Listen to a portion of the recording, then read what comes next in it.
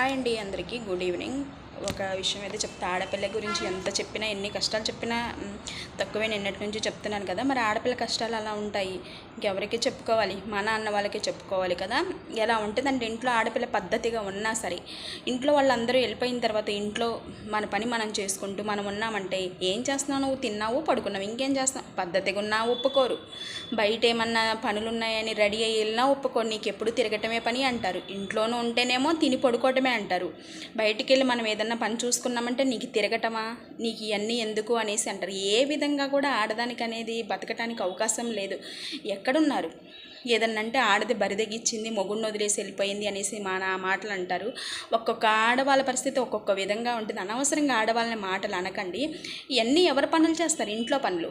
తిని పడుకుంటేను, కడగటం కానీ, వంట చేయటం కానీ, పిల్లల్ని చూసుకోవడం, ఎవరైనా పెద్ద పెద్ద పని మనుషులు పెట్టేసి వాళ్ళతో చేపిస్తున్నారా? మేమే కదా చేసి